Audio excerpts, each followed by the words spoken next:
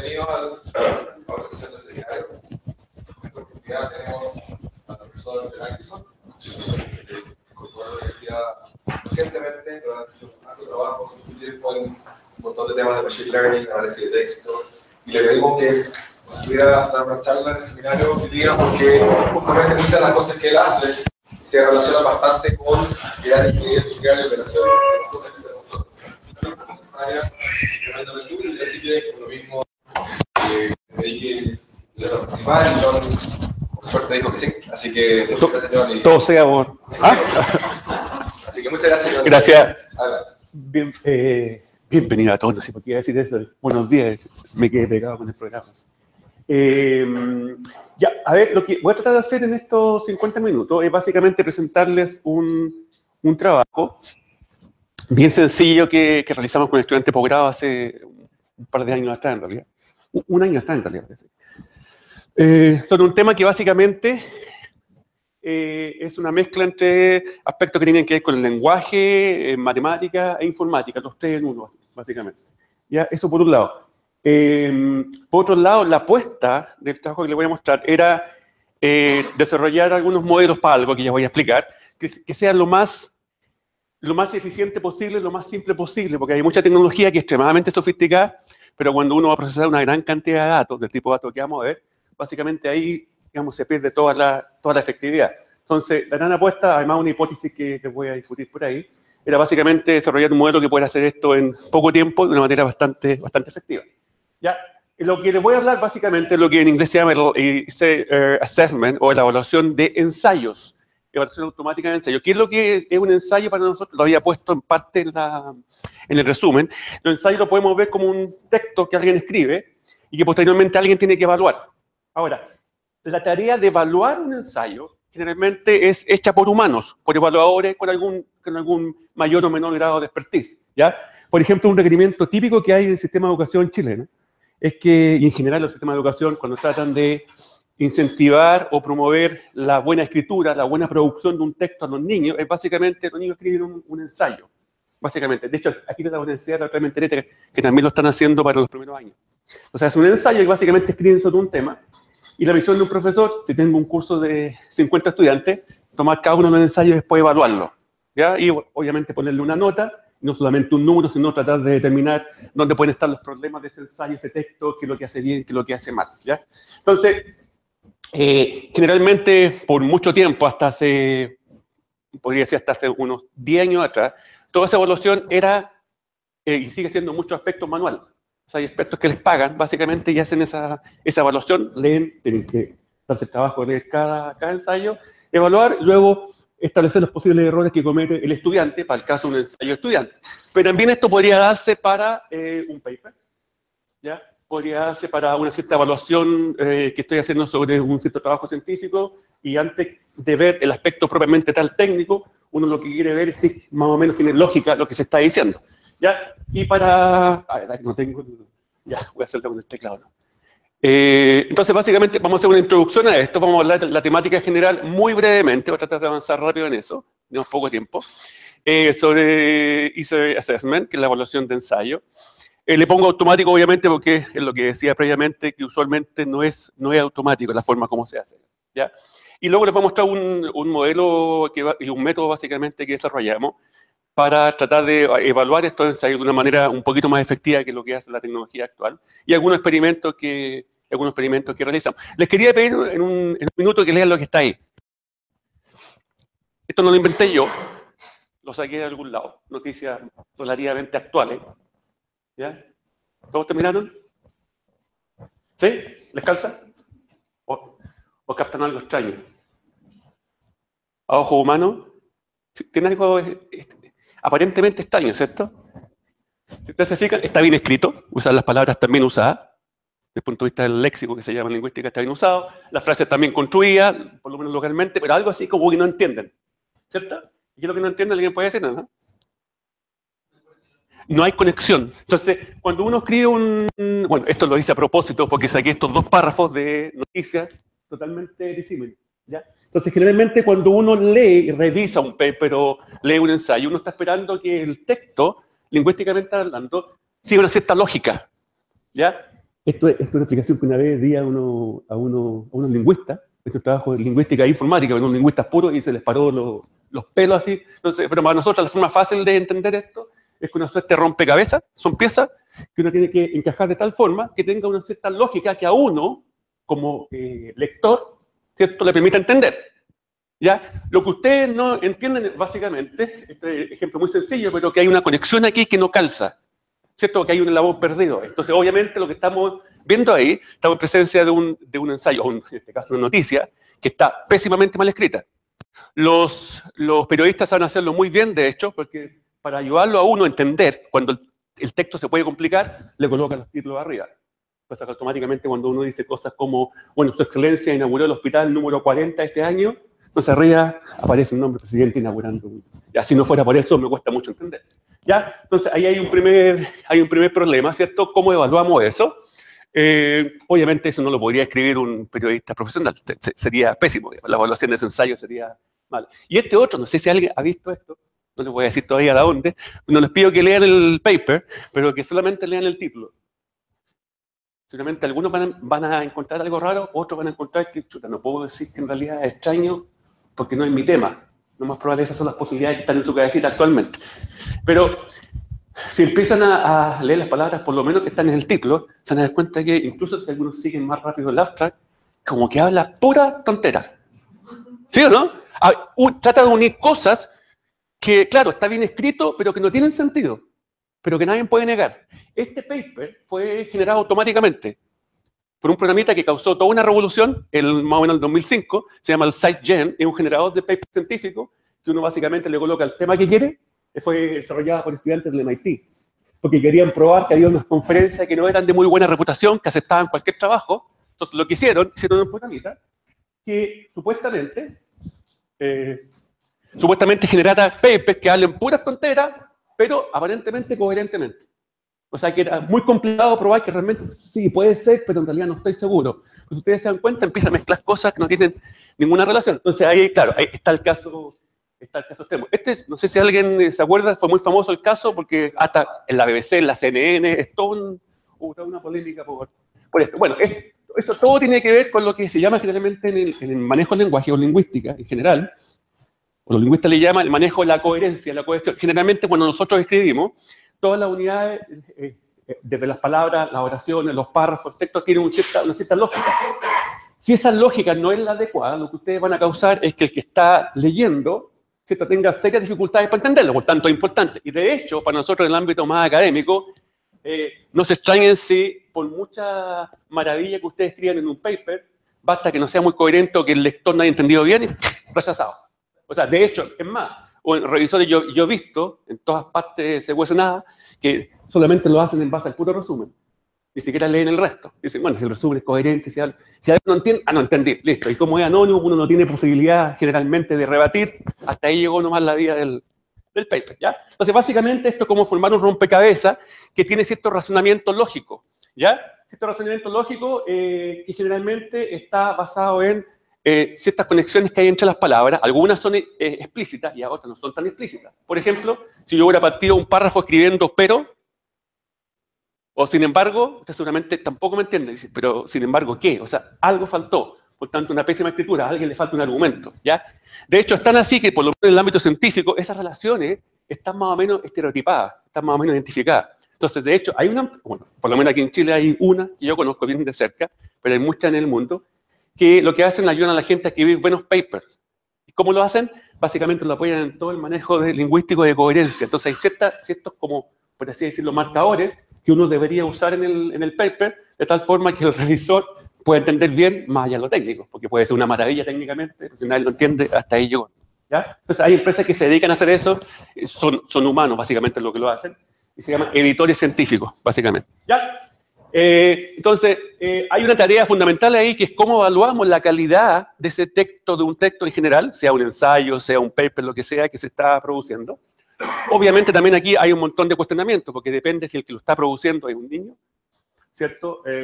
O una persona, o un niño, una persona de propósito general que está escribiendo un documento, o un científico, un académico cuyo conocimiento es un poco más especializado. Obviamente tiene un montón de diferencias así. ¿Ya? Entonces, básicamente, en resumen, hay lo que se llama en la coherencia, cuando uno escucha hablar de algo que no es coherente, generalmente tiene que ver con una cierta lógica. Y generalmente todo texto tiene cierta coherencia, tiene cierta lógica que lo conecta. ¿Por qué? Porque detrás de eso, si uno empieza a hacer ingeniería reversa, lo que hay es que en la mente del productor ya hubo un objetivo comunicativo y que lo plasmó en un texto. Ahora, no siempre es perfecto. Y no es perfecto significa que genera ambigüedad. Y cuando ustedes dicen en realidad no entiendo, no significa que no entienden. En estricto rigor, lingüísticamente, significa hay tantas interpretaciones que no puedo saber cuál de ellas es. Porque seguramente el que lo escribió no fue muy hábil, o a veces es hábil lo suficiente. Si ustedes ven los periódicos, no pasan los papers, que es mucho más objetivo. Pero cosas como los periódicos, a veces los periodistas lo hacen a propósito, cosas que uno entienda otra cosa. ¿Por qué? Porque así se evitan demandas. No nombro a la persona, pero hablo con las características tales que a alguien le queda la duda, pero si alguien lo demanda, dice, no, pero usted me insultó. No, yo no he insultado, pero ¿cómo es ahí? Yo no lo nombro. Un poco eso. Entonces también la gente juega con eso. ¿Ya? Obviamente eso no ocurre en los papers hasta ahora. ¿Ya? Entonces, ¿qué enfoques? ¿Cuál ha sido la realidad hasta ahora? Básicamente, bueno, el primer enfoque que hay para esto es usar humano. Básicamente que me tomen un ensayo, un paper, lo que sea, y traten de evaluar qué tan lógico es lo que está escrito ahí, y que incluso en muchos casos tratar de quebrar el texto de tal forma de indicarle, ¿sabe qué? Aquí usted tiene un problema que no calza, que no se está entendiendo, por tanto tiene que mejorarlo. Esto se hace mucho con los niños, cuando se evalúa ensayos. Bueno, yo me acuerdo cuando los chicos le hacían el famoso, después de vacaciones de invierno, hagan un resumen de qué es lo que hizo en las vacaciones. Básicamente eso es un ensayo también. Hay un cierto objetivo y que alguien tiene que plasmarlo en un texto. La diferencia con nosotros es que cuando uno es chico no cacha mucho cómo hacerlo. Entonces tiene un montón de complicaciones y muy abstracto, digamos. ¿Ya? Entonces, la primera opción es usar editores humanos, que tienen un altísimo costo para hacer, se demora mucho. Para que se hagan una idea, por lo menos que está aquí en Chile, la empresa que hace edición de papers científicos, que le ayuda a la gente a escribir los papers, tarda más o menos en un paper promedio de 12 a 15 páginas, paper tipo conferencia, se tarda 90 horas aprox de edición. Entre leer, revisar y luego empezar a incorporar todo lo que corresponda para que el paper se entienda bien, usando todos los esquemas, digamos, científicos, digamos, y qué es lo que tiene que decir, cómo tiene que decirlo, etcétera, etcétera. De hecho, hace poco esa empresa se acercó a nosotros porque justamente tenían un problema de HH. O sea, no pueden dar abasto porque tienen mucha pega, entonces obviamente no pueden hacerlo en forma totalmente humana. O sea, el humano está bien para revisar algunas cosas hasta cierto punto o para hacer el double check, pero más allá ya tenemos complicaciones. Entonces, cuando no es humano, lo que se ha tratado de hacer, básicamente, son dos grandes cosas. Voy a hacerlo un poquito rápido para no invertir tanto tiempo en esto, pero el enfoque usual es lo que se llama un enfoque basado en características superficiales. Y características superficiales no es otra cosa que usar alguna medida estadística. Por ejemplo, cómo veo un texto y cómo se están usando las palabras dentro del texto. ¿Ya? De hecho, un pobre uso de palabras también es un sinónimo de algo. ¿Se dan cuenta cuando ustedes le enseñan a escribir? En el fondo lo que uno hace la primera vez empieza a repetir un montón. Entonces el vocabulario es súper pobre, se empieza a dar vuelta a donde mismo. Después empieza a elaborar, empieza a ser un poco más sofisticado y empieza a usar referencias, por ejemplo, pronombres, cosas por el estilo. Entonces el uso más o menos vocabulario también para algunas personas es un sinónimo de un buen texto hasta cierto punto, porque falta un montón de cosas ahí. Y yo cometa errores, también es un sinónimo de que algo está bien o mal escrito. Pero si a ustedes le ha pasado seguramente cuando escriben un paper, cometen errores y están tan preocupados de corregir los errores que en realidad todavía no están preocupados de si en realidad el fondo del texto se entiende o no, porque tienen como una cortina de humo. A mí me pasa cuando corrijo informe de los estudiantes, lo mismo. Corrijo en las 10 primeras iteraciones hay puros errores ortográficos, gramaticales, y recién en la 11ª, ya, ahora voy a ver la coherencia de si está bien escrito. ¿Ya? Pero es una forma de hacerlo. La otra forma, básicamente, es un poquito más allá de simple uso de frecuencia de palabras, básicamente contar las palabras, ver su distribución, etcétera, etcétera, que es algo que actualmente se hace. No es muy efectivo, pero se puede hacer y es bastante simple. ¿Ya? De hecho, muchos motores de búsqueda de antaño, no solamente Google, lo hacían. Los resultados al principio eran fantásticos, después cuando el tipo consulta a la gente en la web, se empezó a sofisticar, dijeron, esta forma de hacer solamente basado en frecuencia no es la mejor. La gente que trabaja en recuperación de información diseñó hace mucho tiempo un modelo para representar textos, no tiene mucho que ver con lingüística, esto pero básicamente un modelo matemático muy sencillo, que es el modelo de espacio vectorial o el modelo de espacio vectores, que básicamente lo primero que hace es trata de representar un texto en base a la palabra que caracteriza ese texto. Y eso tiene varias aplicaciones. Por ejemplo, un motor de búsqueda. Básicamente, si yo logro representar un texto cuando busco, si lo logro representar con las palabras adecuadas, puedo encontrar ese documento. Si represento con las palabras que se repiten mucho, el otro extremo es pésimo. ¿Por qué? Porque lo más probable es que si las palabras se repiten mucho, podría estar en cualquier documento. Por tanto, a la hora que voy a buscar con Google, me va a redondar una cantidad de documentos que en realidad no es muy relevante. Tengo que empezar a filtrar. ¿Ya? Pero el primer paso para lo que viene después, que es lo que se llama análisis semántico, métodos que fundamentalmente lo que hacen, tratan de encontrar alguna interpretación, algún sentido o cercanía entre las palabras, de tal forma de poder averiguar qué es lo que me está tratando de decir el autor, por lo menos a partir de las palabras. ¿Cómo funciona esa primera etapa? El modelo como un breve repaso de esto, muy a la rápida, ¿cómo funciona el modelo clásico de espacio vectorial? Fundamentalmente que trata de representar el texto, si tenemos, por ejemplo, dos documentos ahí. Este en realidad un esquema, no es así, este es demasiado simple. Este es el esquema donde parte toda la lógica que ocupa Google, con otra sofisticación, obviamente. ¿Ya? Básicamente lo que tenemos en las filas son dos documentos, documento 1, documento 2. Lo que tenemos en las columnas, básicamente son palabras clave, son los índices, ¿ya? Básicamente podrían ser palabras determinantes de cada documento. Y en lo que está acá, inicialmente, el primer enfoque, lo que está en cada celda, es la frecuencia con la que ocurre una palabra en un documento. Pero obviamente esa forma de contar y representar no es muy efectiva, porque yo podría tener que una palabra se repite mucho en muchos documentos. Por tanto, quiere decir que a la hora de diferenciarlo, no puedo. Por tanto, esta es una mejora, entre comillas, este modelo es lo que se llama el modelo de ponderación de frecuencia de documento inversa, que básicamente lo que hace, calcula cierta frecuencia de las palabras y después las penaliza, por así decirlo de alguna forma, dependiendo qué tanto ocurre en los documentos. Eso quiere decir en la práctica que ese numerito que está ahí no significa que ocurre 0 o 3 veces, claro, porque no calza. Significa que en realidad la palabra ocurre una cierta cantidad de veces y la dividí, una función que la divido, como está la formulita ahí, por la cantidad la frecuencia total de las palabras dentro de los documentos. Entonces, y se suaviza un logaritmo. ¿Eso qué quiere decir? Si en la práctica, si una misma palabra clave, un indicador, se repite mucho en muchos documentos, quiere decir que ese peso, esa ponderación que se llama, va a ser chiquitita. Por tanto, me está diciendo, ¿sabe qué? No es muy buen indicador, pues se repite mucho. Por tanto, de esa forma, lo que yo hago es fundamentalmente decir, voy a representar cada texto con las palabras que mejor, para la redundancia, lo representan.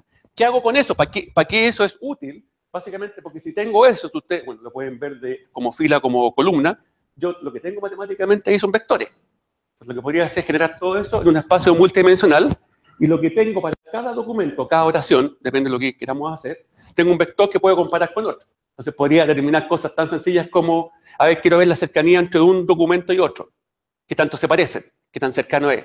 O la cercanía entre una oración y otra. Algo parecido a esto, lo que está inmerso cuando uno busca por algún motor de búsqueda, tipo Google, ¿ya? Un poquito más sofisticado, parece la idea fundamental. Comparo vectores y luego lo que hago en el caso de Google, además otras hierbas que hay entre medio, los ranqueo. Digo, esto es lo que estoy más cerca, esto es lo que estoy más lejos. ¿Ya?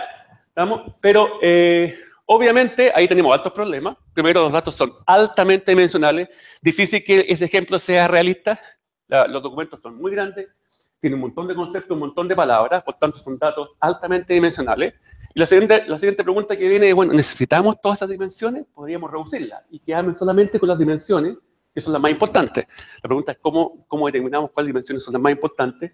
Y esa es la pregunta clave que todos los que están trabajando en recuperación de información, los que están trabajando en diseño de nuevos motores de búsqueda tipo Google, se la hacen básicamente. ¿Cómo me quedo con lo fundamental? ¿Por qué? No solamente por un tema de relevancia, sino también por un tema de eficiencia, porque significa tiempo de procesamiento. Para que ustedes se hagan una idea, estamos en 2017, pero unos 15 años atrás, cuando aparecieron, estaban de moda los primeros motores de búsqueda, ¿se acuerdan de Altavista? Por ahí, no, la génesis de todo, y ahora ya pasó mejor vida, ya que en paz descanse, pero después siguió Yahoo, todo el cuento. Esto era tanto que el procesamiento se hacía offline. La cantidad de datos era tal que básicamente se tenía un momento, la noche supongamos, donde se corrían todas las actualizaciones. Ahora todo es automático. Ya, de hecho, muchos bancos, antes, en los 80 por lo menos que me acuerdo, usan todo ese tipo de procesamiento de datos en la noche, porque la cantidad de procesamiento que había que hacer era tal que no teníamos la tecnología para hacerlo online como hoy día. ¿Ya? Entonces, y lo otro que pasa, que cuando ustedes tienen muchas dimensiones, si yo quiero comparar dos elementos, ya la cercanía o distancia se pierde.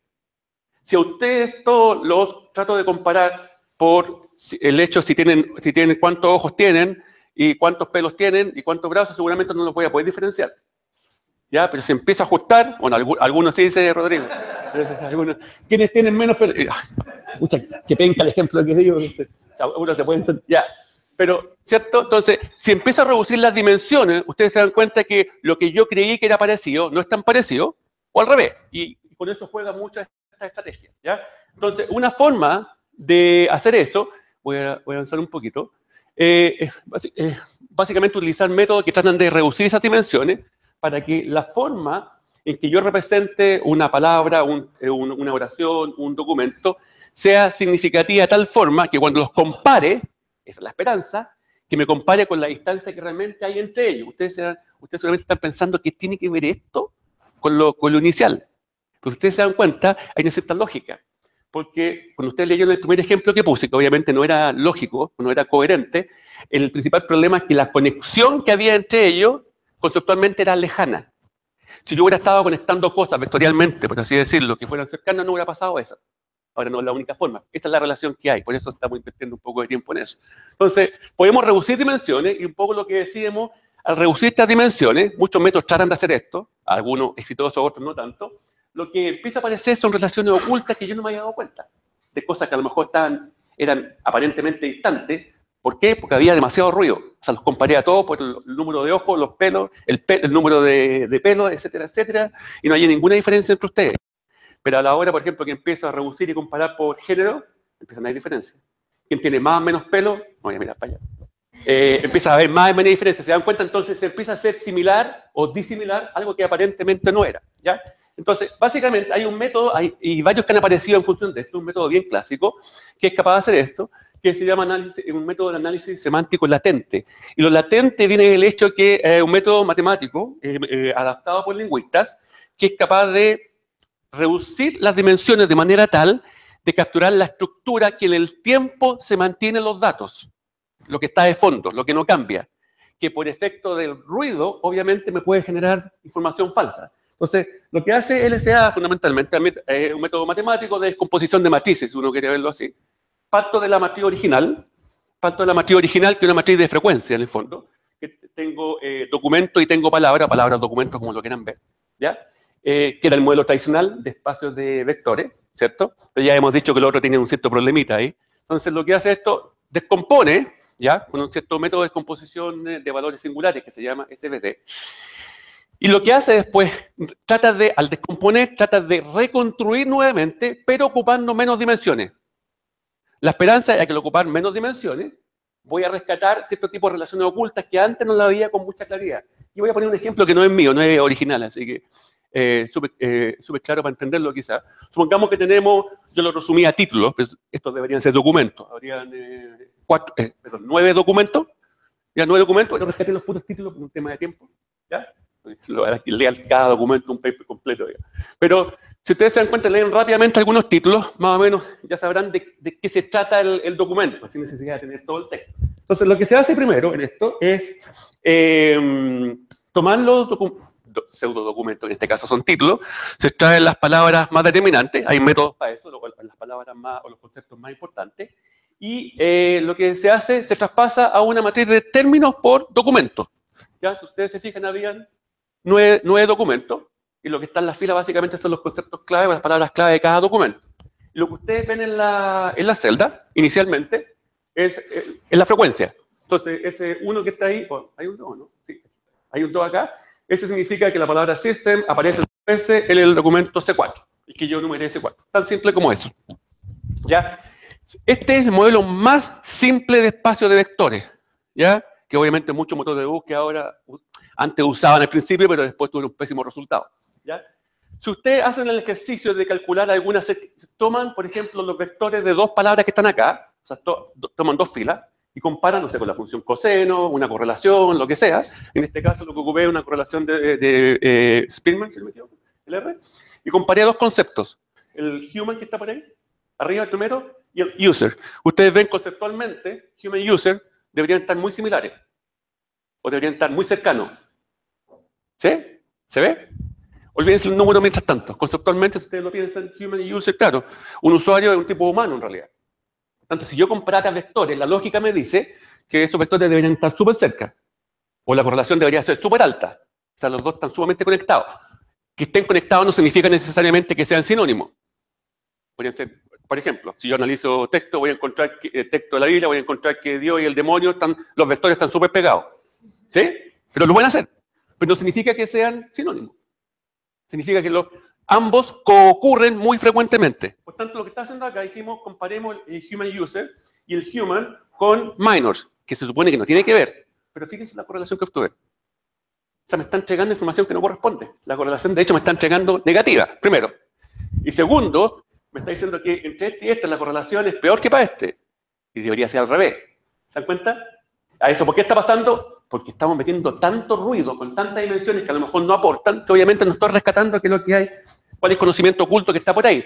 Entonces, lo que hacemos básicamente, aplicamos este método, resumidamente, no en el tiempo, hacemos la descomposición, después si alguien está interesado le puedo dar referencias de esto, ¿ya? Y lo que hacemos, tratamos de responder la siguiente pregunta. ¿Qué pasa si reconstruimos todo este espacio, pero con menos dimensiones? Sí. Cuando dicen menos dimensiones, se refieren a cosas como más tipo análisis componentes principales. No, es que el análisis componente principal sería el método. Es que son dos cosas. Una es el método. Este es un método de, entre comillas, de composición y análisis. No, pero me refiero a que el análisis componentes principales, uno reduce la dimensión, sin embargo, ocupa toda la información. Sí, aquí ocupa toda la información también. Cuando uno hace regresión, claro, lo que pasa es que es muy similar al PCA. ¿Sabes? Porque PCA tiene un montón de restricciones sobre las matrices. Este no tiene estas restricciones. Ya, pero si quisiéramos hacer la analogía, los dos son métodos de composición para reducir dimensiones. ¿Ya? Pero una cosa es el método y otra cosa es la cantidad original. Y la cantidad... No, sí. Pero la cantidad original es la que causa problemas. Ya, de hecho, los motores de búsqueda tienen exactamente el mismo problema. Y para ellos el problema es peor, más encima. Porque toda esta composición, todo este análisis tienen que hacerlo en tiempo real, en milésimas de segundo. ¿Ya? Ahora, de hecho, aquí estamos haciendo algo que en el caso de la tecnología de sistemas de búsqueda, aquí no hacemos algo que ellos sí hacen. Por ejemplo, si yo reduzco y obtengo cierta relación y me equivoco, no tengo forma de corregirlo. Ya dije, no, estas dos cosas están, bueno, human y user deberían estar súper cerca. La correlación me dijo que no están muy correlacionados. ¿Ya? Pero el motor de búsqueda hace una pillería actualmente. ¿Qué es lo que hace? Te lo rankea, dice, está muy cerca. Oye, pero te equivocaste, ya, pues cliquea. Y al cliquear, feedback para el sistema, que después de un tiempo se ajusta y aprende, que es diferente. Aquí no existe eso. Entonces ahí tiene sus pros y sus contras. ¿Ya? Bueno, descomponemos, ¿ya? Y después, en los espacios que corresponde, y lo que estaba, no sé si se alcanza a ver un poco más en plomo, básicamente dije, bueno, reconstruyamos en dos dimensiones. Obviamente la interpretación de esto cambia, porque fundamentalmente, como parecido al PCA, una cierta descomposición lineal. En el fondo, cada celda, en estricto rigor, cada celda es casi una suerte de perceptrón de una capa. ¿Ya? Múltiples unidades que se componen y se combinan, entonces múltiples perceptrones combinados. ¿Ya? Eso es básicamente una combinación lineal. Pero que no tengo la posibilidad de ajustar para mejorar. Es el único gran detalle. ¿Ya? Pero es un método bastante simple, por eso lo estoy pasando acá, porque no es tan intensivo en términos de tiempo de procesamiento. ¿Ya? Si ustedes se fijan, después lo que dice, la estimación es reconstruir, o sea, primero separo, reconstruyo con menos dimensiones y volví a hacer el mismo cálculo. Ustedes pueden hacerlo con coseno, lo que sea que quieran. Calculé la correlación entre las mismas palabras clave o los mismos conceptos. Y fíjense cómo me cambió. Dice, la correlación entre human y user es 0.94. Tiene más sentido. Dice, sí, efectivamente ocurre. No está diciendo que sean los mismos. De hecho, es más. Seguramente si en un texto aparece un texto de computación, calcula la correlación entre computador y teclado, también me va a decir que un número grande. Pero no son sinónimos. Seguramente, uno es una parte de.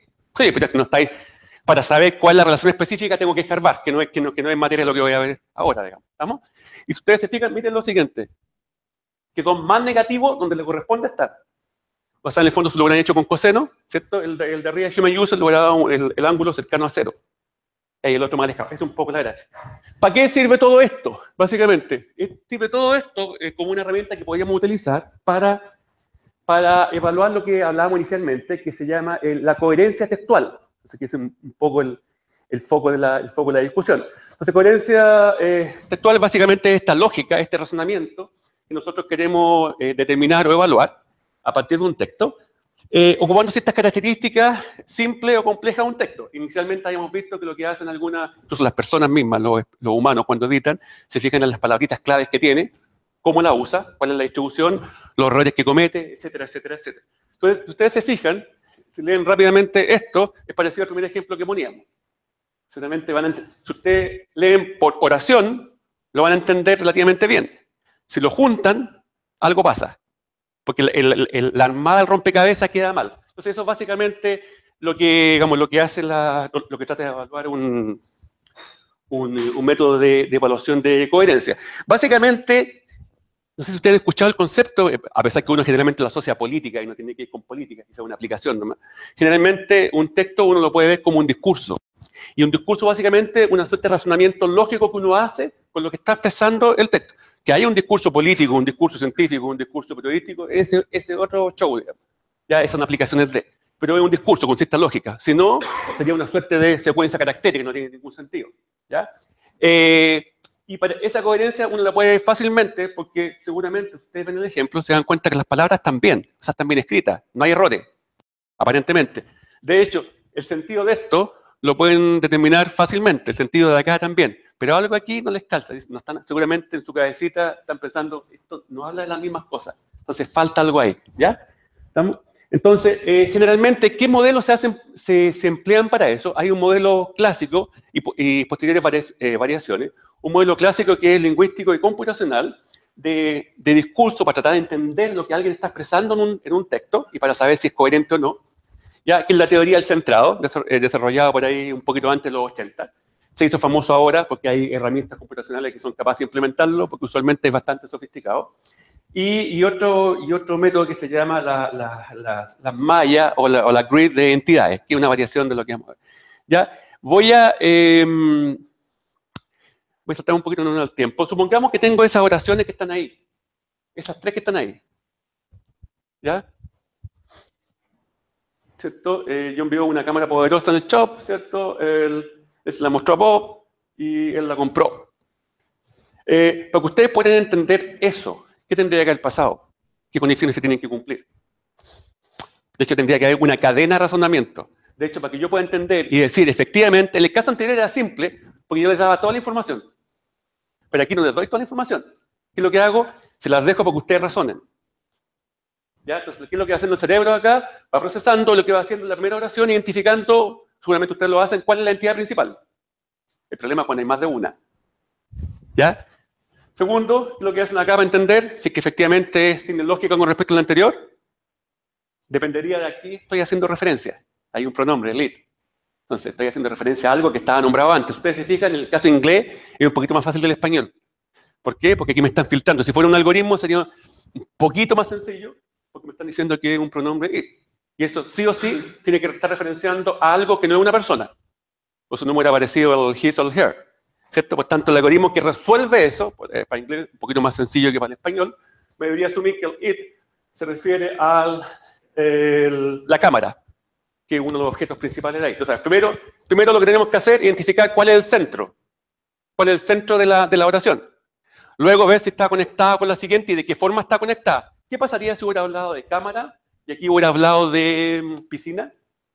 Bueno, ustedes hubieran dicho en cercanía, en términos de distancia, hubieran dicho, esto está como muy distante, por tanto algo no calza. O usted cambia el orden, seguramente, o lo escribe de otra forma. ¿Ya?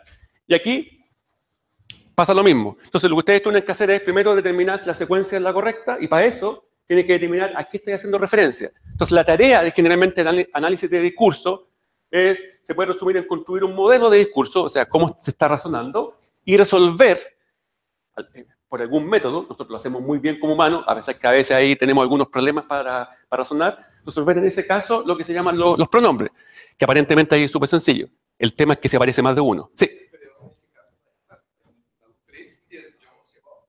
¿Cómo? Ah, claro, lo que pasa es que, perdón, aquí hay varias cosas que no son claras, de hecho.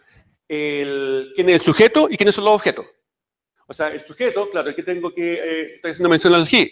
Entonces yo podría suponer que es John, ¿ya? Pero, ¿Qué pasa? Y esto es la introducción para lo próximo que voy a hablar, que a medida que yo voy avanzando se van introduciendo nuevas entidades. Por tanto, me voy alejando del foco principal. Por tanto, si yo quiero resolver, seguramente el método, la estrategia va a ser, elija siempre el que está más reciente, a menos que yo lo nombre. Por ejemplo, acá, tal como tú decías, este ejemplo está hecho a propósito. ¿Dónde está? Él lo compró. ¿Ya? Uno podría decir, bueno, pero él aquí nombró John y el que está más cercano es Bob, el más reciente, por tanto debería ser Bob. Pero no es. ¿Sí? ¿Cómo lo arreglarían? ¿Cómo nosotros lo arreglamos generalmente como humanos eso? Porque sabemos que va a causar alguna ambigüedad. Entonces, repite la entidad. Pero generalmente uno no la repite. Lo que va haciendo uno es básicamente reduciendo, por así decirlo, el uso. Entonces, lo que va pasando acá es que entre una oración y otra se van produciendo transiciones en las cuales, en algunos casos, la transición es más suave. No, mira, aquí en la primera hablo de tal cosa y la segunda casi lo mismo. La segunda, tercera, aquí voy variando, aquí cambio. Pero entre la primera y la 11ª, ya me cambié totalmente, a menos que yo dé un nombre específico. ¿Eso por qué? ¿Cómo en qué sentido? Es que no puede porque tiene cierta lógica. Tú lo pusiste así porque tiene cierta cadena de razonamiento. Y el procesamiento que está, a pesar que cognitivamente el procesamiento que uno hace en el cerebro es paralelo, no es tan secuencial, en estricto rigor cuando uno procesa esto, lo hace en forma secuencial. Ahora, lo que puede hacer es a veces avanzar, inferir, y después devolverse a resolver lo que haya dejado pospuesto. Eso puede hacer, y uno a veces lo hace, cuando no entiende. Pero si uno hace eso, en realidad, ahí tiene dos posibilidades. O el problema me lo genero yo, como lector en este caso, porque a mí me genera la ambigüedad, o le echo la culpa a que lo escribió. Y puede ser. Si esto fuera un periodista que lo escribió, y escribiste pésimo porque no me deja claro, a lo mejor lo hice a propósito, supongamos que no lo hice a propósito, ¿ya? Entonces lo hizo pésimo. Ahora, ¿eso a dónde va? ¿Cómo resuelvo eso? Porque estoy sobresimplificando esto, pero básicamente alguien desarrolló un modelo computacional en el cual definió diferentes tipos de transiciones que hay entre las oraciones. ¿Ya? Entonces, básicamente, ¿qué es lo que hacemos? Identificamos cuál es primero el foco. En el caso anterior el foco era la cámara, si es una cosa. Pero si es un nombre, podría ser John o podría ser Bob. Entonces ahí hay unos problemas.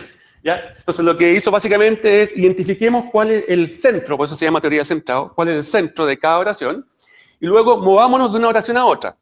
Y los movimientos, las transiciones, la persona que lo desarrolló dijo hay de 4 tipos. Básicamente dijo una transición que se llama del tipo continuar, continuum, es mod shift, o sea, básicamente un corrimiento, un desplazamiento suavecito, ¿ya? Sin mucho problema.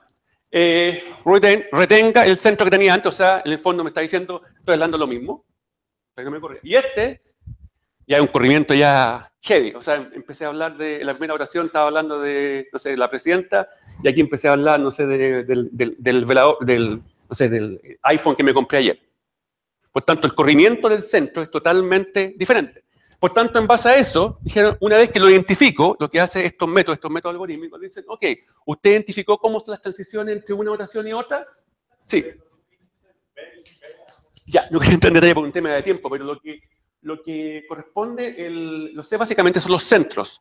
Significa el centro de. Entonces, hay un método que identifica el centro, y la usa la utterance, que son básicamente las oraciones. Y cada oración tiene un centro, posibles centros, ¿cierto? Y el centro preferido que yo elijo. Por ejemplo, en ese caso el problema podría ser porque el centro que correspondía era, no sé, Bob. Pero los centros que corresponden, el universo es John y Bob. Entonces, básicamente, el C sub B es, y el N más 1 significa, bueno, si la oración siguiente mantiene el mismo centro de la oración anterior. Ese es el significado de eso. Y el B es básicamente el significado de backward center, el centro que está arriba. O sea, si usted para la oración N más 1, el que está en la oración N. ¿Ya? Por tanto, este es el caso ideal, pues. ¿Sí? Pues ustedes se fijan, si yo construyo un discurso, un texto en base a esto, no llego a ningún lado. ¿Por qué? ¿Se dan cuenta por qué o no? Porque no me muevo, pues. No me muevo. No, que la presidenta, bueno, pero ¿cuándo cambia el tema del hospital? Ah, es que la presidenta inauguró instalaciones de hospital y lo hospitala, y por allá llegó, no sé, al ministro tal. Ah, ya, pero tuvo que pasar por todas las transiciones. Imposible hacerlo directamente. Y si lo hace directamente, estamos en presencia de un texto que es incoherente. Ya, por tanto, ¿qué es lo que dijeron después de todo esto? Hay un algoritmo que resuelve todo esto. Dijeron, identifica las transiciones, y cómo sabe si un texto está escrito más o menos coherente, Porque las transiciones van en este orden. De aquí para allá. De la más suave hasta la más fuerte, digamos. ¿Ya? Obviamente, si yo construyo un texto solamente con estas transiciones, que lo más probable es que le pase a un niñito que está escribiendo un ensayo, solamente con esta quiere decir que estoy cambiando a cada rato del... Sí, y me fui a la playa, sí, y encendí el televisor, ¿ya? Y me compré el iPhone, ya, súper bien, pero no tiene nada, las transiciones son muy fuertes, el corrimiento no es suave, ¿ya? Por tanto, ahí es sinónimo de una mala coherencia, ¿sí? No, a nivel de oración. La unidad mínima, por eso la diferencia se hace en inglés entre una sentence, que hay mucha gente lo traduce igual, una sentence y una utterance. La oración básicamente que tiene un significado lógico. Si ustedes quieren llevarlo a una proposición lógica de primer orden, por ejemplo, o lógica de predicado, como quieran, llevarían todo en conjunto. ¿Por qué? Porque una oración te da contexto.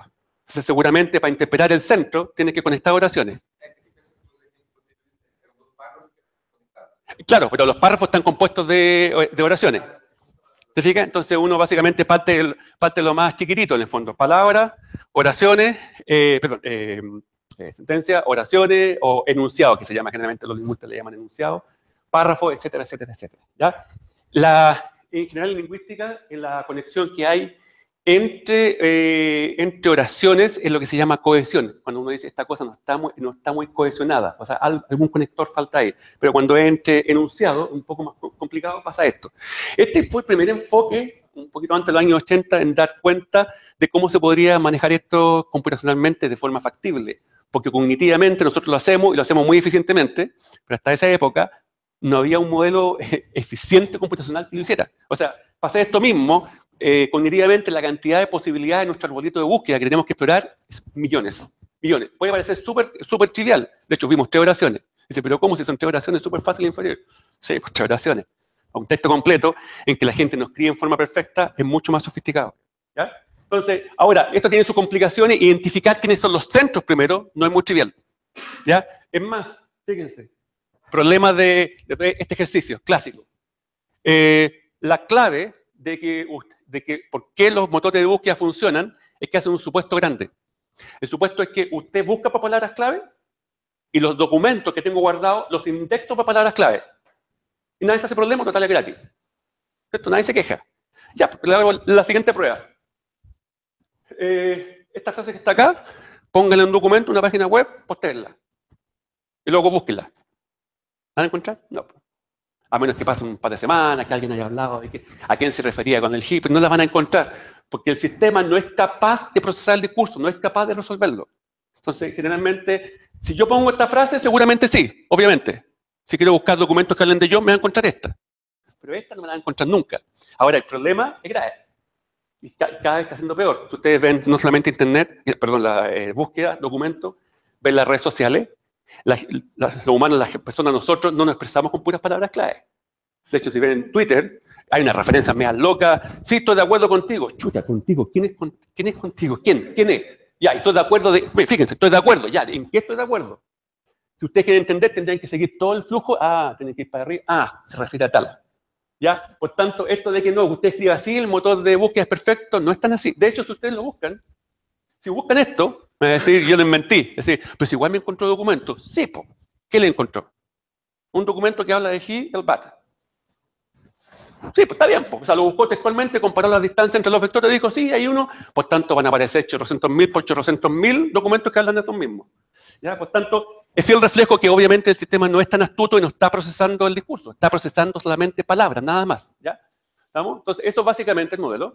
Una variación de eso es la Entity Grid, que se llama, que son básicamente una forma de llevarlo un poco más a la práctica, con datos duros, este modelo de teoría del centrado, y que básicamente lo que hace es toma cada oración o cada documento, identifica 3 aspectos principales. Identifica quién es el sujeto, por ejemplo, en el caso anterior, John.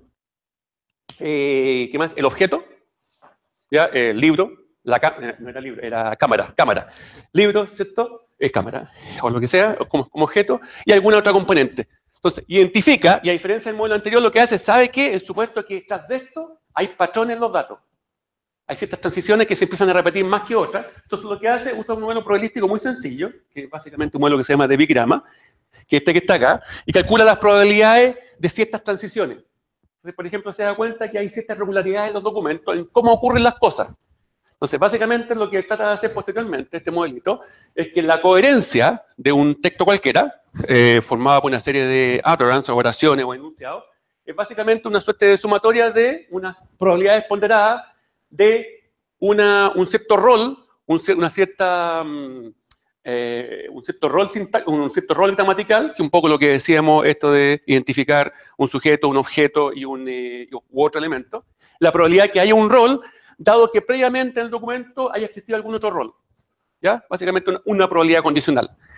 Y esta probabilidad condicional es la que aparece acá. Entonces, ¿qué es lo que aparece acá? Aquí donde se identifica la primera etapa, dice qué es lo que contiene cada oración o cada documento, cuál es el sujeto, cuál es el objeto u otros, y el otro es el X, el objeto del O y es el sujeto, ¿ya?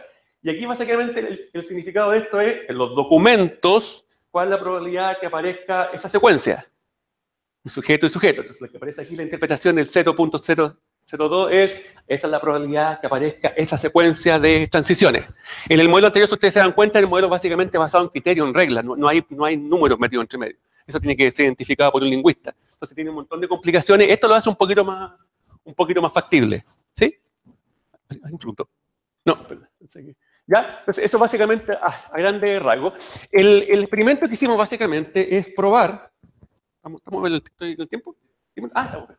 Okay, probar básicamente que combinando algunos aspectos que tengan que ver con las palabras y un poco con aspectos que tengan que ver con el discurso, podríamos no solamente evaluar la calidad o la coherencia de un texto real, sino que además evaluarlo de forma más efectiva, donde más efectiva es un poco cuestionado, porque generalmente lo que se hace se contrasta con la misma tarea hecha por humanos. Entonces vemos qué tan correlacionados estamos con humanos.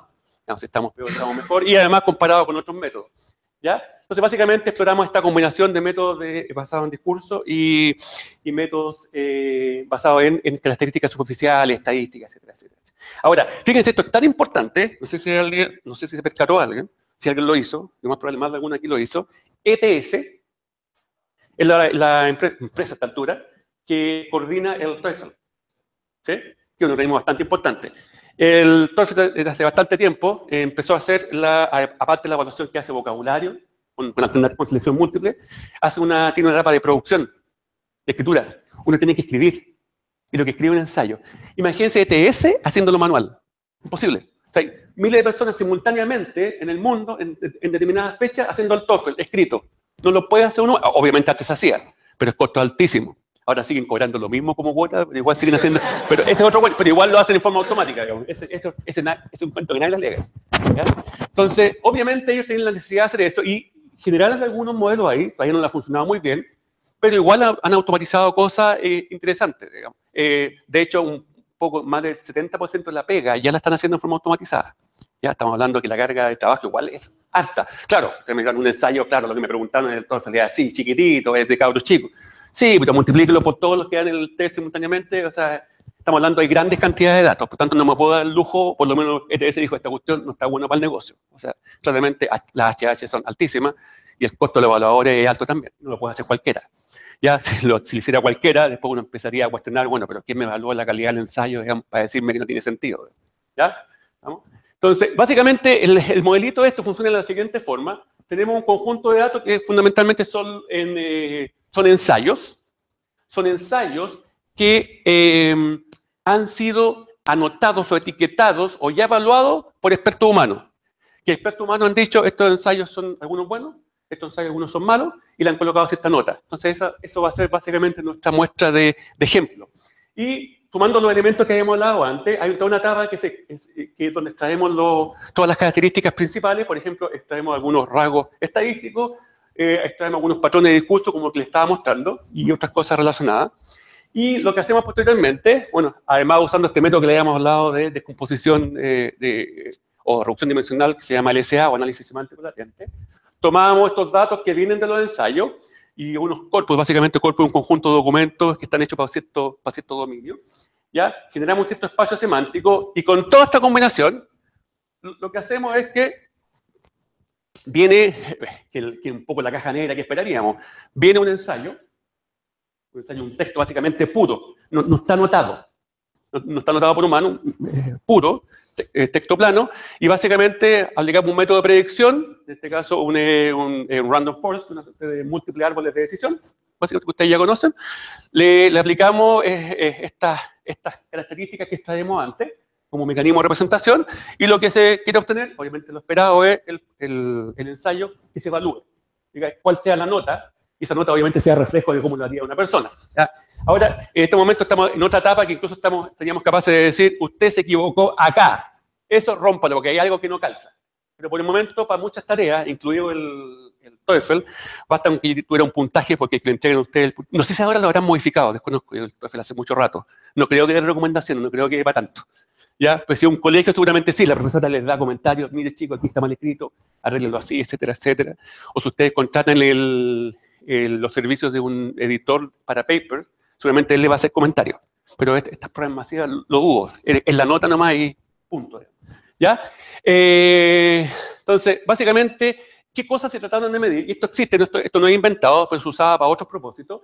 Hay varios índices que no entran en detalle, no era el tiempo, pero hay varios índices que usa la gente del área de educación y la gente que evalúa la calidad de la producción escrita para establecer, no en forma perfecta, obviamente, si un texto más o menos tiene cierta legibilidad. ¿Y cómo evalúan la legibilidad? ¿Para bien o para mal? Básicamente, si ustedes se fijan lo que está aquí, son indicadores que tienen un patrón común. Por ejemplo, determina cuál es la diversidad de las palabras que utilizo. Claro, esto es solamente las palabras. Acuérdense que las palabras son insuficientes. Yo podría hacer todo un truco de escribir con las mejores palabras, pero el texto es una porquería. Pero ocupo las palabras bonitas. Bueno, hay muchos políticos que lo hacen, ese es otro cuento. ¿Ya? O bien, de hecho hay un lingüista famosa que hace como más de 25 años escribió un libro clásico, el que más fiel reflejo de esto, decía cómo hablar 2 horas sin decir nada. Y un poco casi se parece al paper que pusimos random de ejemplo al principio, generado por el SiteGen. Entonces genera un paper de tal forma que todo luce coherente, pero uno no cacha para dónde va. Po. Se te dice cualquier cosa, en el fondo, donde los chips de las transiciones son para todos lados. Entonces, ¿qué pasa si un juego es realmente elaborado, no sé qué hace poética, metáforas? Sí. Claro, va a tener sentido. ¿Qué pasa con esa evaluación? Seguramente le va a encontrar sentido. Ahora, lo que pasa, lo que uno puede hacer, que otra cosa, que no es el foco de esta presentación hoy día, es uno puede tratar de, y eso se hace, computacionalmente se hace, establecer cuál es la intención que hay por detrás. Pero aquí no estamos trabajando en eso. Eso es algo que se hace. ¿Se puede cuantificar? ¿Qué hora es? ¿Qué hora es? No te pillé, ¿no ves? No era para eso. Le pedí la hora. Entonces el texto tiene sentido. Pero en realidad hay una intención por detrás, que no la dije. ¿Ya? Seguramente estoy apurado. Por eso te pregunté la hora. O si te digo, ¿sabes que ayer vi a tu hermana en el centro? Está simpática. ¿Sí o no? Miren. Miren la sonrisa. Desde el punto de vista lógico, matemático, tiene sentido. Una persona de dos patitas, tiene ojo, sí me calza, P implica Q, está bien, pues no hay nada raro. Sí, no hubiera nada raro si yo no veo la intención que hay por detrás. Esto también puede hacer. Lo que pasa es que uno hace la ingeniería reversa, uno puede llegar a eso y hay muy buenos resultados. De hecho, Google está trabajando en eso con la búsqueda. ¿Por qué? Porque la búsqueda va más allá que las palabras clave. ¿Por qué? Justamente por eso. Ya, pero a ver, para. Este tipo me consultó un montón de veces, sigue consultando, y quiero averiguar qué diablo es lo que tiene en su cabecita, porque parece que no es eso. Típico que pasa que alguien no sabe cómo buscar, o la señora Juanita que es de mermelada, sí, pero no era lo que quería. Entonces lo que está haciendo es tratando de descubrir la intención. ¿Quiénes son los que se supone que tendrían que hacer esa labor? Que puede ser muy coherente, pero no pueden detectar la intención, es cuando uno llama a una operadora en un call center. Si fuera tan hábil para detectar la intención, me bastaría casi decir, oiga, ¿sabes, señorita, tengo un problema? Ah, no me diga nada más. Sea al tiro lo que quiere. Oh, qué buena, pero no se puede. ¿Cierto? ¿Y qué es lo que pasa ahí? Entonces, para que ella pueda razonar, o él, para no pegar en un género o en otro, lo que hace, me empieza a preguntar, para ella o él llenar su cabecita con información y luego tomar decisión. Pero intenciones, ninguna. No logró detectar mi intención. ¿Ya? Por tanto, sí se puede hacer, pero ese es otro tema que es un muy buen resultado. ¿No? En tema de interacción humano-computador, eso es súper útil, porque me evitaría un montón de preguntas. ¿Sí? Entonces, ¿esos algoritmos estarían pasando el test de Turing? Muchos de ellos están pasando el test de Turing. De hecho, claro, porque en el fondo logra descubrir cuál es la intención que hay por detrás, digamos, y logras pillarlo en el fondo. Claro, porque si le haces preguntas, te responde mecánicamente y siempre comete el mismo error. Dicen, no, esta cuestión es una cuestión mecánica, nada, son reglas, no, nada. Ya, hay algunos de esos que han pasado muy bien el test de Turing, de hecho. De hecho, este tipo de modelo lo pasaría muy bien desde el punto de vista de la nota. Pero a la hora que le preguntan la intención o cómo lo hiciste, claro, ahí todavía queda harto por hacer. Hay gente que trabaja, pero todavía queda harto por hacer. Pero a la hora de dar un número, vamos a ver los resultados, que básicamente están bastante bien correlacionados con lo humano. ¿Ya? Entonces, básicamente estos índices de legibilidad, que fundamentalmente lo que miden resumidamente es cómo es la distribución de las palabras que utilizo, qué tan variado el vocabulario, que lo puedo medir. Puedo hacer una formulita incluso que lo mida. ¿Ya? Luego, otro índice interesante, que básicamente estudia la densidad, solamente basado en palabras, la densidad de las palabras, dependiendo de los documentos que tengo. Obviamente, si tengo muchas palabras o pocas palabras, dependiendo del largo del documento, algo me está diciendo la persona, que un mal uso de vocabulario, etcétera, etcétera. Si ustedes se dan cuenta, una vez más, no es suficiente.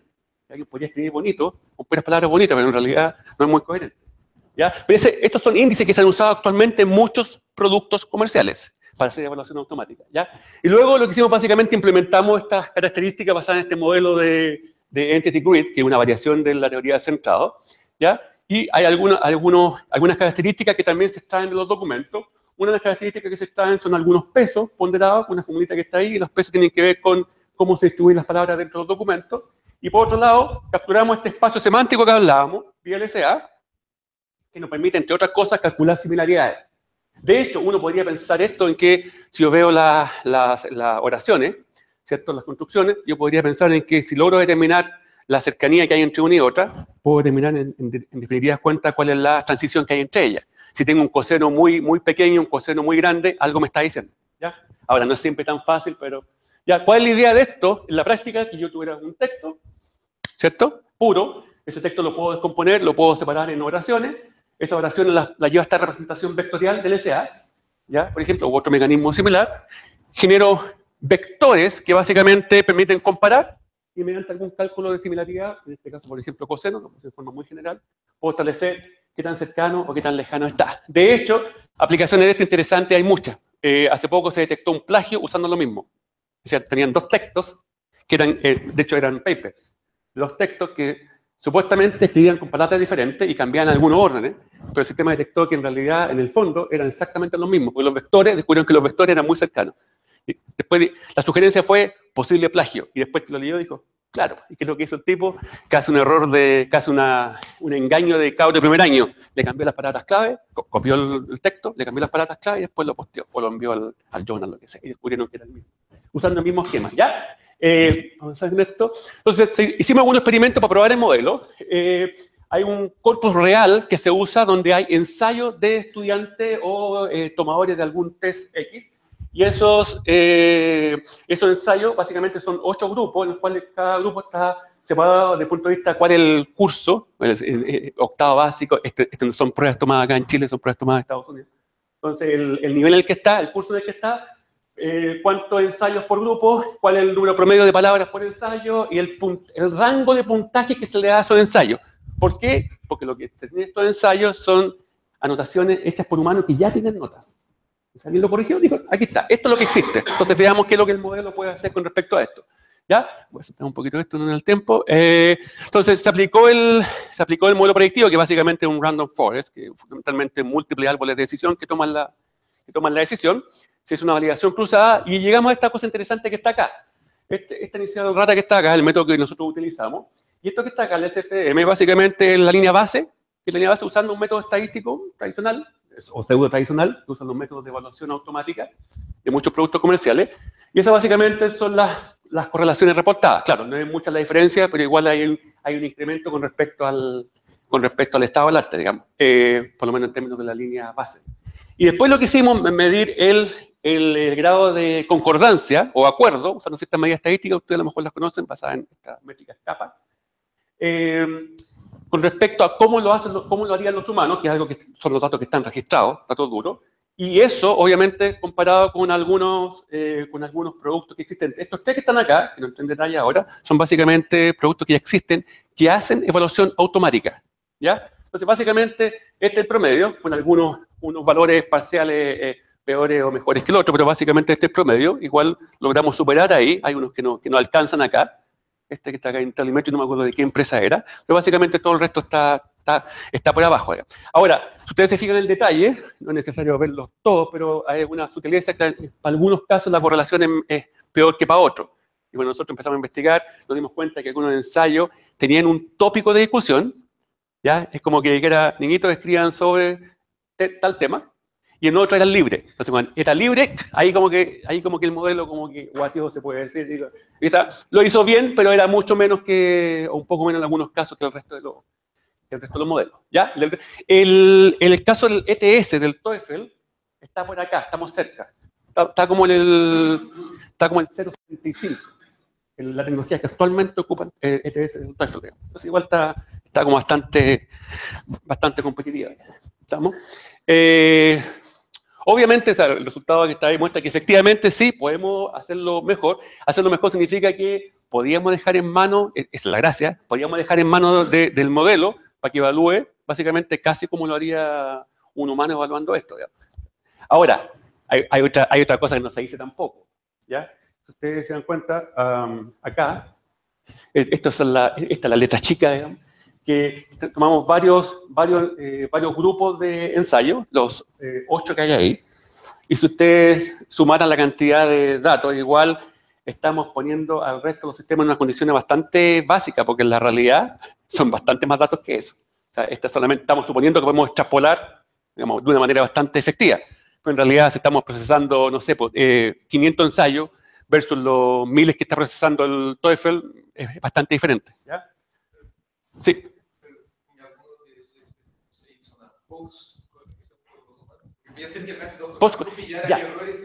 Mira, por ejemplo, te voy a decir, mira, esto es tan complejo que nadie se espera, digamos, los expertos, los que hacen edición, por ejemplo, científica, por ejemplo, esta empresa con la que estamos trabajando ahora, ellos no se esperan que automatice 100%. Ahora, en el medio y largo plazo sea así, fantástico. Pero lo que ellos esperan es algo súper práctico, es decir, quiero reducir mi carga de trabajo. Entonces, lo que ellos hacen, editan, corrigen, como dices tú, post-modelo. Después de eso decía, ok, dime, ¿qué cosas quedaron? Y ellos se meten ahí. Entonces ya no son 90 HH por paper, son mucho menos. ¿Fíjate?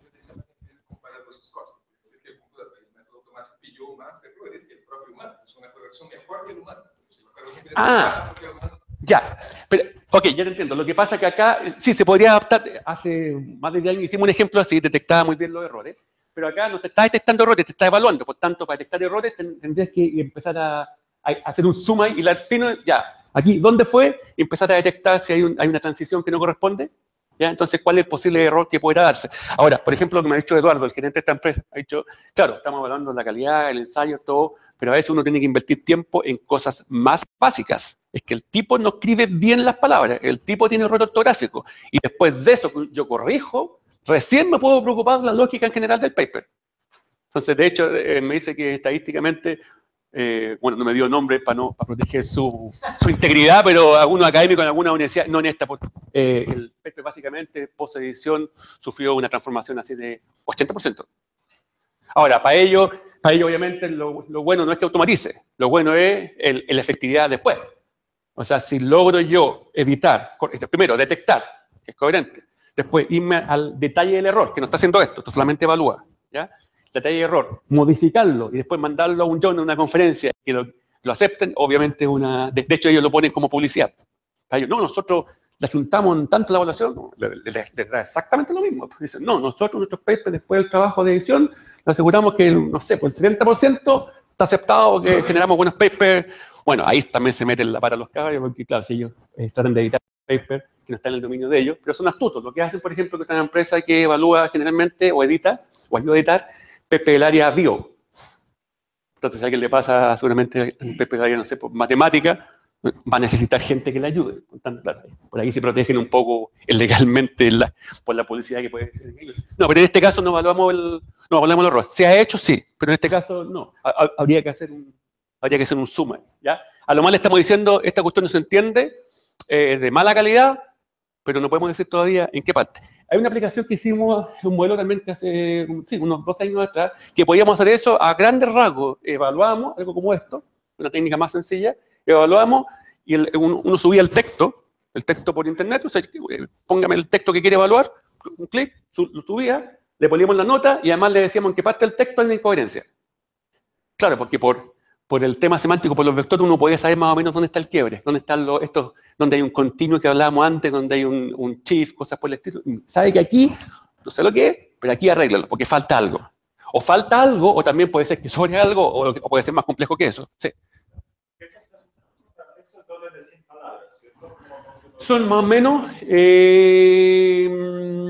350 palabras en general, sí. No, por eso necesitas... ya. Lo que pasa, primero, por eso necesitas un humano que haga la edición.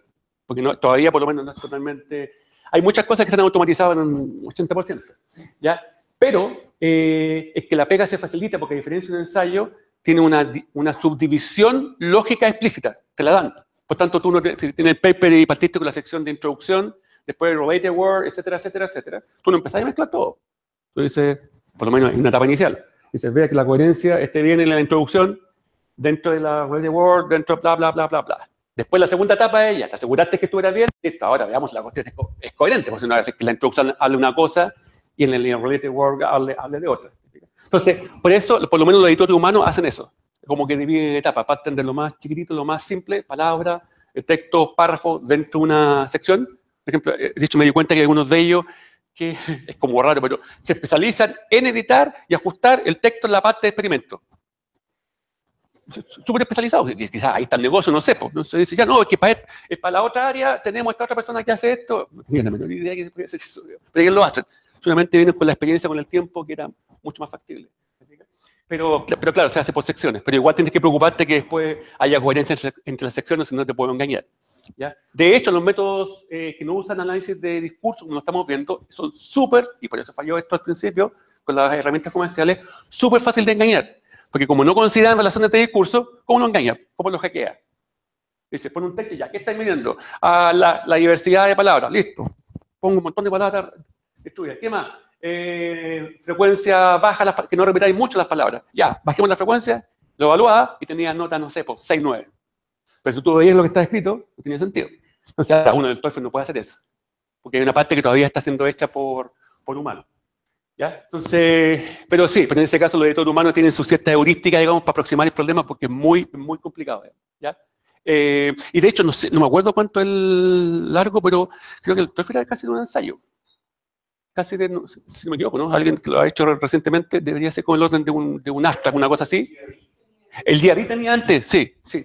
Pero ahora está en el TOEFL. Y de hecho, es un grupo de investigación famoso en Estados Unidos que desarrolló los primeros enfoques para evaluar la parte escrita del TOEFL, usó LSA. O sea, y le dio muy buen resultado, con algunos cuestionamientos por ahí. De hecho, el LSA también lo podría engañar porque en estricto rigor no usa la estructura de palabra, no usa la estructura sintáctica, no usa la relación entre palabras. Por tanto, tú lo das vuelta. O sea, Juanito compró un huevito, está bien. Pero huevito, Juanito compró, también. Por eso se requieren otras tecnologías para esto, ya que no es materia de esta charla hoy día. Pero básicamente eso. Por eso algunas cosas son relativamente fáciles de engañar. Ahora, ¿qué hacen todas estas personas, los expertos y los modelos, que asumen que tú no vas a hacer engaño o vas a escribir bien? A menos que fuera a perder plata, que fuera muy tonto en el TOEFL, no vas a escribir mal para probar el sistema, vas a gastártelo no sé cuántas palabras, $100, $150 que vale el test.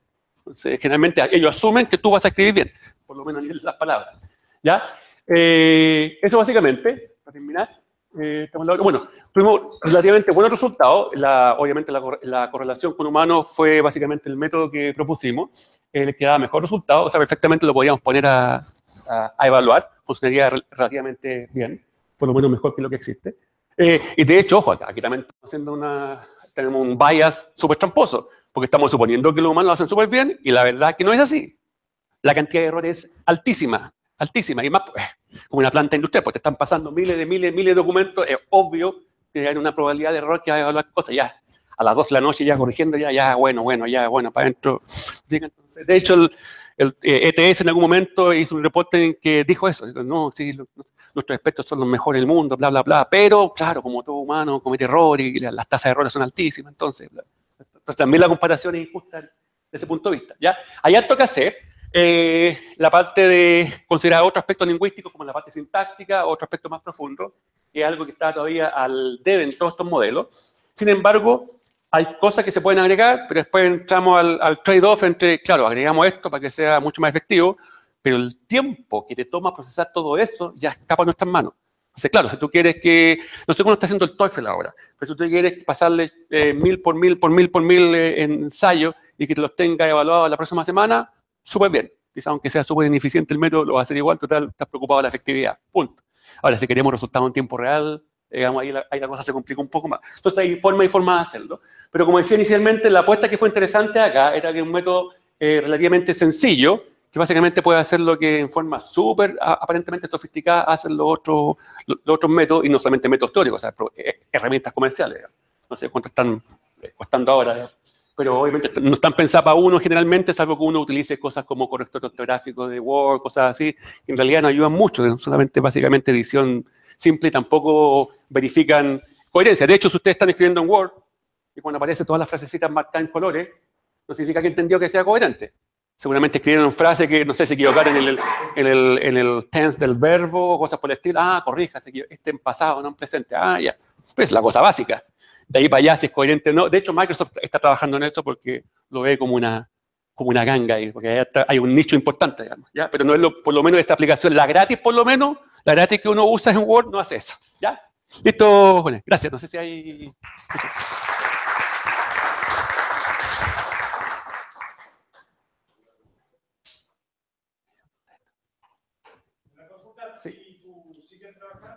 Sí. Sí, de hecho, estamos trabajando en esta